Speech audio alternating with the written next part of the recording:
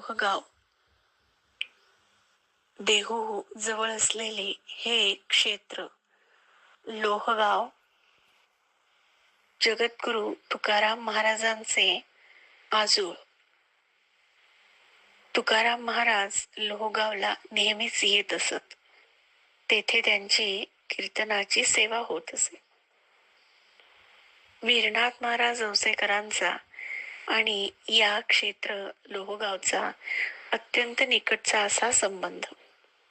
सद्गुरु वीरनाथ महाराज औसेकर इसवी सन 1798च्या दरम्यान आळंदीस गेले. जवळपास 21 दिवस म्हणजे एक मंडल वीरनाथ महाराज ज्ञानोबारायांच्या संगतीत आळंदीस राहिले. त्यांच्या सोबत 101 शिष्यमंडळी होती. वीरनाथ महाराज आणि ही सर्व मंडळी आळंदीहून लोहगावला आली. लोहगाव येथे 3 रात्र वीरनाथ महाराजांचा मुक्काम झाला. वीरनाथ महाराजांनी लोहगावातील मंडळींना विचारले, तुकोबांचे हे आजोळ.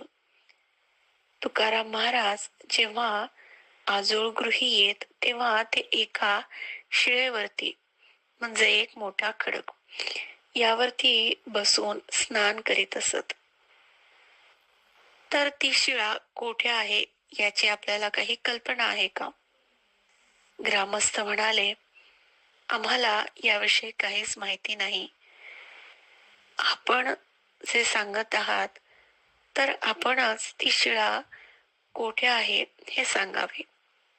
वीरनाथ महाराज म्हणाले, लोहगावातील कुंभाराचे घर, या कुंभाराचे मडकी घडवण्याचे जे चाक आहे, या चाकाच्या खाली 8 गज अंतरावरती खाली खोदावे. तेथे एक शिळा आणि पादुका निघतील. वीरनाथ महाराजांचे हे सांगणे ऐकून काही मंडळी म्हणाली, हे सत्य आहे कशावरून?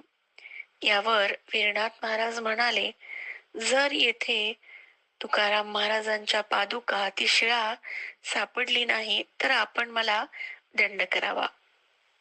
वीरनाथांचे हे बोल ऐकताच वयोवृद्ध मंडळींनी त्या कुंभाराच्या घरातील चाकाखाली खोदायला सुरुवात केली आणि 8 गज खोदल्यानंतर त्या जागी शिळा आणि पादुका सापडल्या.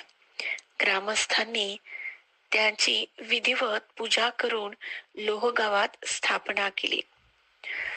सद्गुरु गुरुविरलेरामृत ग्रंथामध्ये या प्रसंगाचा उल्लेख येतो. तसेच लारा पांघरकरांनी लिहिलेले तुकाराम महाराजांचे चरित्र यात देखील लोहगावचा उल्लेख करताना ते म्हणतात, गुंडोजी बाबांचे शिष्य इरप्पा यांनी येथे हे मंदिर स्थापन केले आहे. गुंडोजी बाबा म्हणजेच गुरुगुंडा महाराज देगलूरकर आणि इरप्पा म्हणजेच वीरनाथ महाराज.